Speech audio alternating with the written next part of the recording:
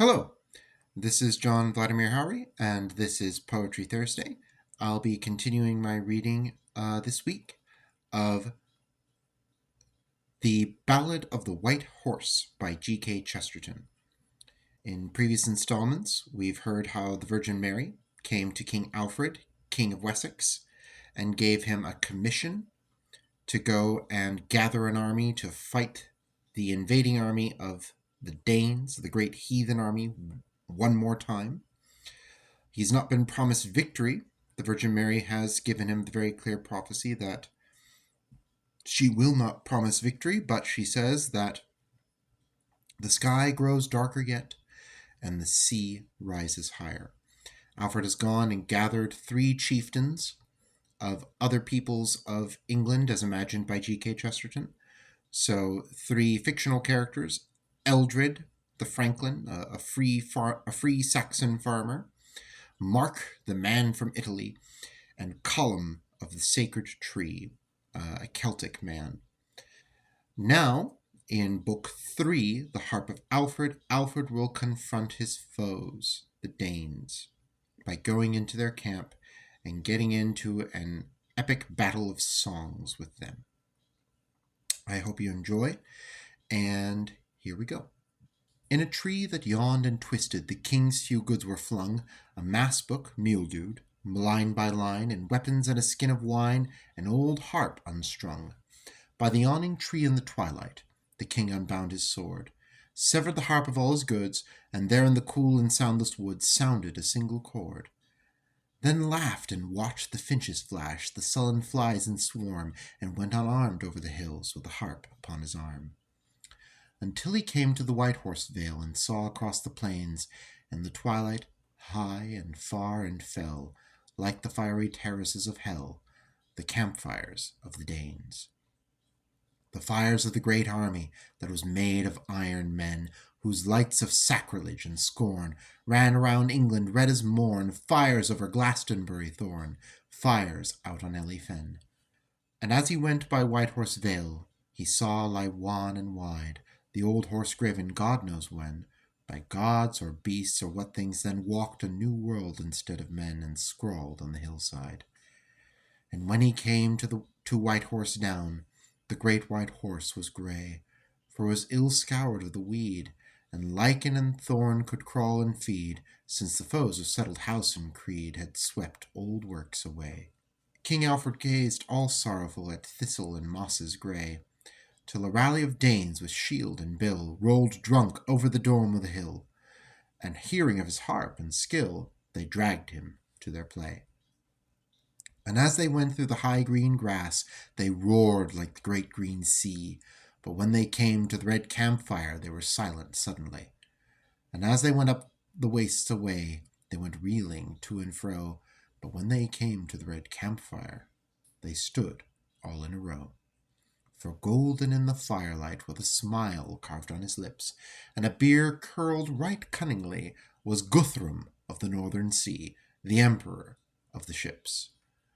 With 3 great earls King Guthrum went the rounds from fire to fire, with Harold, nephew of the king, and Ogier of the stone and sling, an elf whose gold lute had a string that sighed like all desire. The earls of the great army that no man born could tire, whose flames anear him or aloof took hold of towers or walls of proof, fire over Glastonbury roof, and out on Ely, fire. And Guthrum heard the soldier's tale, and bade the stranger play, not harshly, but as one on high, on a marble pillar in the sky, who sees all folk that live and die, pygmy and far away. And Alfred, King of Wessex, looked on his conqueror, and his hands hardened, but he played, and leaving all later hates unsaid, he sang of some old British raid on the wild west march of yore. He sang of war on the warm wet shires, where rain nor fruitage fails, where England of the motley states deepens like a garden to the gates and the purple walls of Wales. He sang of the seas of savage heads, and the seas and seas of spears, boiling all over Offa's dyke, what time a Wessex club could strike the kings of the mountaineers. Till Harold laughed, and snatched the harp the kinsman of the king, a big youth, beardless like a child, whom the new wine of war sent wild, smote and began to sing. And he cried of the ships as eagles that circle fiercely and fly, and sweep the seas and strike the towns from Cyprus round to Skye. How swiftly and with peril they gather all good things, the high horns of the forest beasts, or the secret stones of kings. For Rome was given to rule the world, and gat of it little joy. But we shall enjoy the world, the whole huge world a toy. Great wine like blood from Burgundy, cloaks like the clouds from Tyre, and marble like solid moonlight, and gold like frozen fire. Smells that a man might swill in a cup, stones that a man might eat, and the great smooth women like ivory that the Turks sell in the street. He sang the song of the thief of the world, and the gods that love the thief, and he yelled aloud at the cloister yards where men go gathering grief. Well have you sung, O stranger, of death on the dyke in Wales. Your chief was a bracelet giver, but the red unbroken river of a race runs not forever, but suddenly it fails. Doubtless your sires were sword swingers when they waded fresh from foam, before they were turned to women by the god of the nails from Rome. But since you bent to the shaven men who neither lust nor smite, thunder of Thor, we hunt you, a hare on the mountain height. King Guthrum smiled a little and said, It is enough, nephew. Let Eadfrith tune the string. A boy must need like bellowing, but the old ears of a careful king are glad of songs less rough. Blue-eyed was Elf the minstrel, with womanish hair and ring, yet heavy was his hand on sword, though light upon the string. And as he stirred the strings of the harp to notes but 4 or 5, the heart of each man moved in him like a babe buried alive. And they felt the land of the folk songs spread southward of the Dane, and they heard the good Rhine flowing in the heart of all Alamein. They felt the land of the folk songs where the gifts hang on the tree, where the girls give ale at morning, and the tears come easily. The mighty people, woman-like, that have pleasure in their pain, as he sang of Balder beautiful, whom the heavens loved in vain. As he sang of Balder beautiful, whom the heavens could not save, till the world was like a sea of tears, and every soul a wave. There is always a thing forgotten when all the world goes well. A thing forgotten as long ago, when the gods forgot the mistletoe, and soundless as an arrow of snow, the arrow of anguish fell. The thing on the blind side of the heart, on the wrong side of the door, the green plant groweth, menacing almighty lovers in the spring. There's always a forgotten thing, and love is not secure. And all that sat by the fire were sad, save Ogier, who was stern, and his eyes hardened, even to stones, as he took the harp in turn. Earl Ogier of the stone and sling was odd to ear and sight.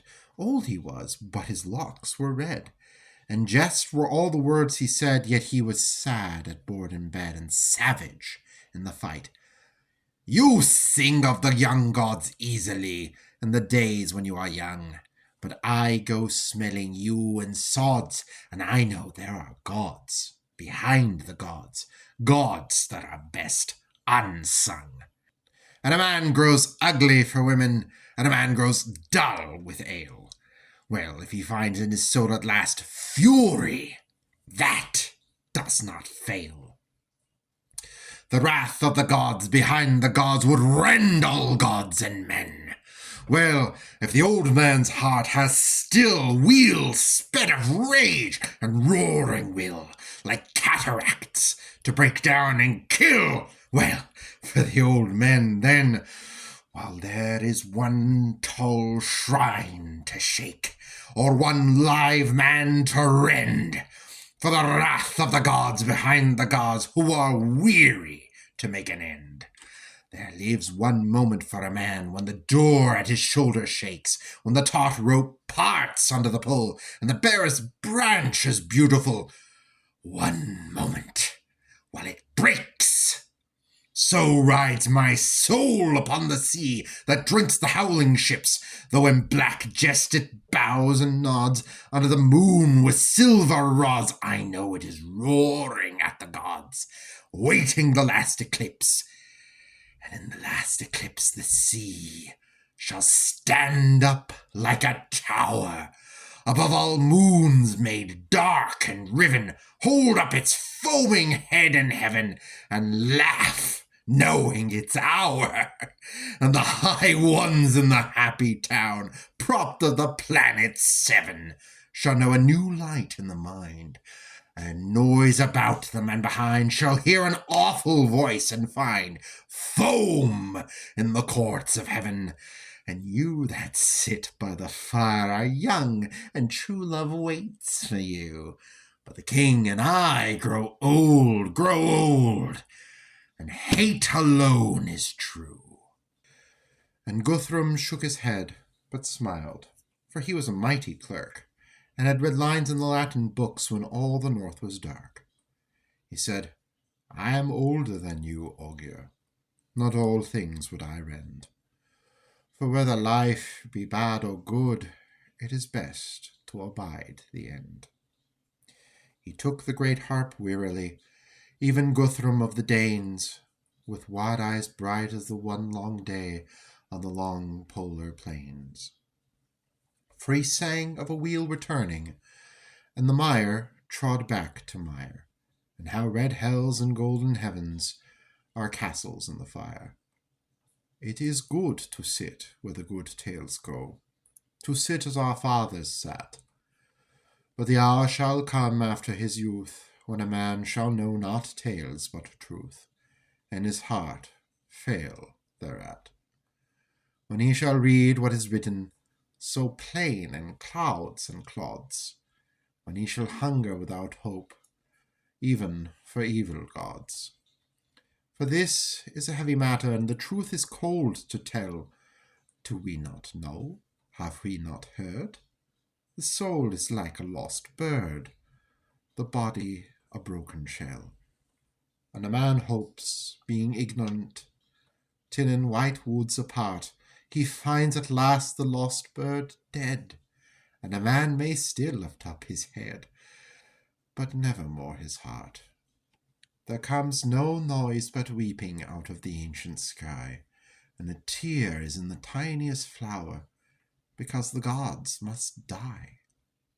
The little brooks are very sweet, like a girl's ribbons curled, but the great sea is bitter that washes all the world.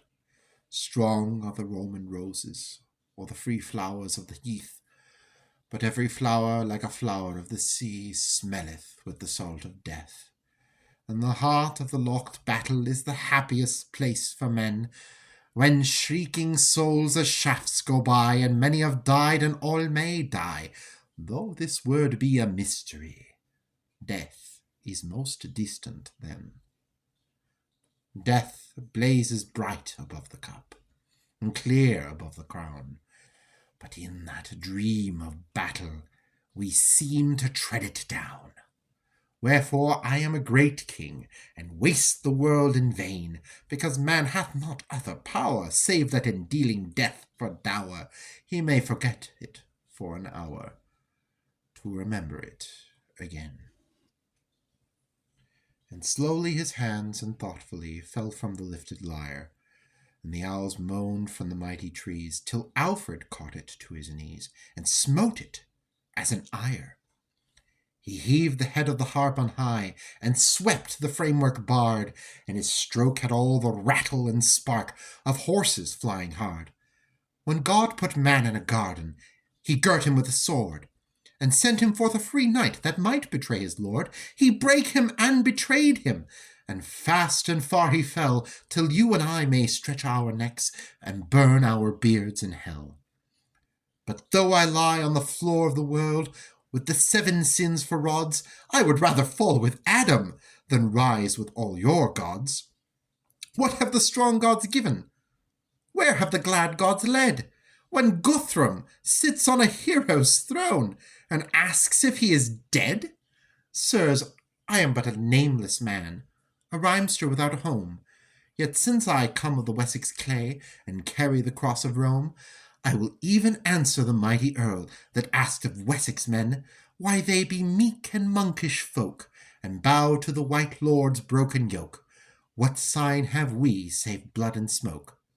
Here is my answer then, that on you is fallen the shadow, and not upon the name, that though we scatter, and though we fly, and you hang over us like the sky, you are more tired of victory than we are tired of shame. That though you hunt the Christian man like a hare on the hillside, the hare has still more heart to run than you have heart to ride. That though all lances split on you, all swords be heaved in vain, we have more lust again to lose than you to win again. Your lord sits high in the saddle, a broken-hearted king, but our King Alfred, lost from fame, fallen among foes or bonds of shame, and I know not what mean trade or name, has still some song to sing. Our monks go robed in rain and snow, but the heart of flame therein. But you go clothed in feasts and flames, when all is ice within. Nor shall all iron dooms make dumb men wondering ceaselessly, if it be not better to fast for joy than feast for misery. Nor monkish order only slides down as field to fen. All things achieved and chosen pass, as the white horse fades in the grass. No work of Christian men. Ere the sad gods that made your gods saw their sad sunrise pass, the white horse of the white horse vale that you left to darken and fail was cut out of the grass. Therefore your end is on you and your kings. Not for a fire in Elifen, not that your gods are 9 or 10, but because it is only Christian men guard even heathen things. For our God hath blessed creation, calling it good. I know what spirit with whom you blindly band hath blessed destruction with his hand, yet by God's death the stars shall stand, and the small apples grow. And the king, with harp on shoulder, stood up and ceased his song, and the owls moaned from the mighty trees, and the Danes laughed loud and long.